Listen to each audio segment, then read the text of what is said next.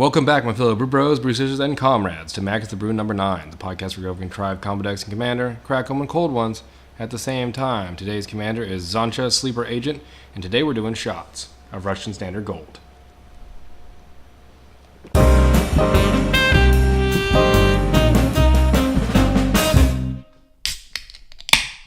So we have finally made it to Commander 2018, my personal most anticipated set of each year. And one of the newest commanders that really caught my eye was Xantcha, Sleeper Agent. Xantcha is a black, a red, and a 1 legendary creature minion, 5/5. She has quite a lot of text, but as Xantcha, Sleeper Agent enters the battlefield, an opponent of your choice gains control of it. Xantcha attacks each turn if able, and can attack if its owner or planeswalkers its owner controls. And then you can pay 3. Xantcha's controller loses 2 life, and you draw a card. Any player may activate this ability. Now, I'd first like to point out that this card is an awesome flavor win. It harkens back to an old card, Sleeper Agent, from, I believe, 10th edition. Sleeper Agent costs 1 black, and minion, it's like a 3/3. When Sleeper Agent comes into play, target opponent gains control of it, and at the beginning of your upkeep, Sleeper Agent deals 2 damage to you. So you can see the obvious similarities there, and I thought that was cool, and a flavor win, bottoms up. They get easier. So most people are using this commander as a political commander, and like that's cool. That's not what I like to do. So we did something different. Her most notable ability is that she has an infinite mana sink on her. The pay 3 Xantcha's controller loses 2 life, and you draw a card. And that is typically in black and red. Infinite mana combos, at least, are not that prevalent. But luckily, her ability is specifically in colorless, so it actually gives us a little more options, makes it a little bit easier to facilitate combos. We have a couple different ways of generating infinite mana in this deck. Easiest one, or probably the most common path to victory for doing this, is a Wargorger Dragon, and then a various enchantment like Animate Dead, Dance the Dead, or Necromancy. Wargorger Dragon costs 6 and 7/7. That's all largely irrelevant. When Wargorger Dragon enters the battlefield, exile all other permanents you control. And when Wargorger Dragon leaves the battlefield, return the exiled cards to the battlefield under their owner's control. Now, using one of these various aura reanimation spells, what effectively happens is these enchantments come in attached to the Wargorger Dragon. But when he enters the battlefield, he exiles everything else, and which then causes, since these enchantments have to stay on him, that they're in return exiles him, and you kind of get a loop of an infinite entering the battlefield and then leaving and whatnot.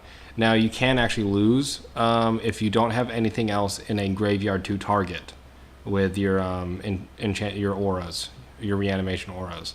So it's something to keep in mind, because basically what will happen is there's no May abilities on these, so you'll just loop out the game and it'll be a draw. And that's kind of disappointing, because you would have a win. Now, since Wargorger Dragon exiles all other permanents you control, this includes your mana rocks and your lands. So you just basically respond to each trigger, and then tapping whatever you want, because everything enters the battlefield untapped unless it comes into play tapped specifically, and then generating mana, and then you can do this every single time, and then have more than enough mana to do whatever you want.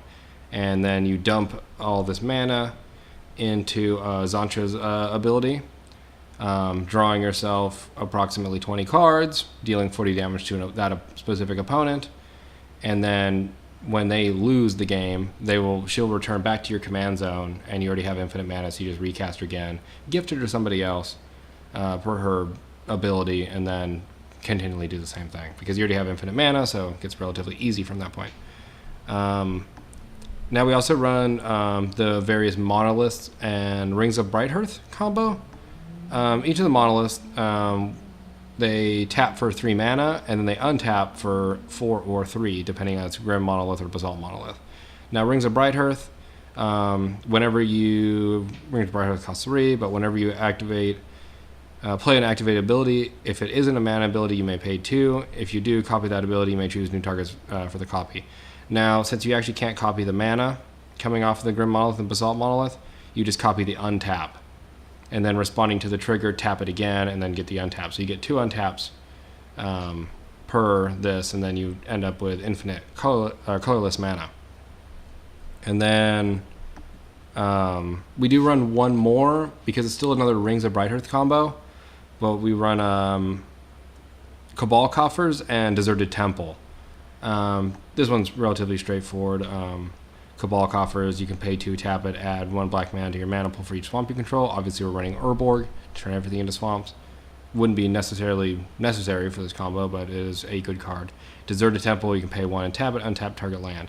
Now, what you're doing with Rings of Brighthearth here is just copying the untapped target land on your Deserted Temple.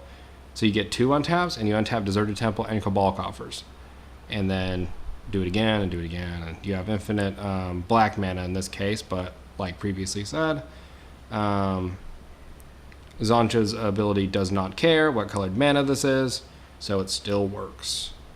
Now, one of the things I did notice when I was thinking about this deck was that there are specific scenarios where just dealing somebody 2 damage repeatedly might not actually kill them.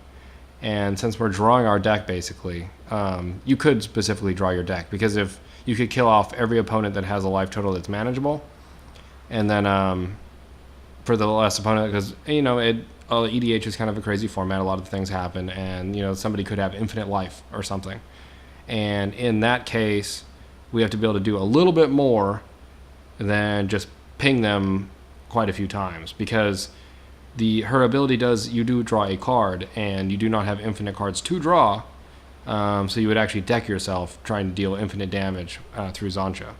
But it does do 2 damage, and obviously everybody's life total on Commander cost starts at 40, so it is only 20 activations to kill somebody, so you only draw 20 cards. So, since we are drawing cards anyway, drawing into various answers is probably the most reasonable approach here. For the specific scenario. So there's 2 options here. You could run both if that is what you want to do. We have Words of War. Words of War is a red and 2 enchantment. You can pay 1. Irrelevant at this point because you have infinite mana. Next time you would draw a card this turn, Words of War deals 2 damage to target creature or player instead. This actually just replaces your draw. You'd be effectively paying 4 mana, but 4 mana is nothing when you have infinite. So in this sense, you're not drawing cards anymore, you're just dealing damage, and this will be able to deal infinite damage, so if somebody has infinite life, they will die. Then the other option here is Damnable Pact. Damnable Pact is X and 2 black, it's a sorcery. Target player draws X cards and loses X life. Now if they have infinite life, losing X life is completely irrelevant. However, target player draws X cards is what we're effectively looking for in this case, because we want to be able to just deck them out, because if you have infinite life, you can still lose to being decked out. And that's, functionally the deck. The deck runs a few other cards that you would expect. It's going to run every Black Tutor, Vandal Blast, any Mana Rock you can, because you do have to, in a lot of cases, Xantcha's mana ability, although it's colorless, you do have to recast her each time you kill an opponent, and so you will need a black and a red to do that each time. So, but you're drawing cards, and you draw a Lotus Petal and something else, and then you will have enough mana to do this. It's not particularly complicated, but yeah, it's interesting deck, interesting card too, and I'm super excited that it was an awesome flavor win. And remember to keep your combos classy.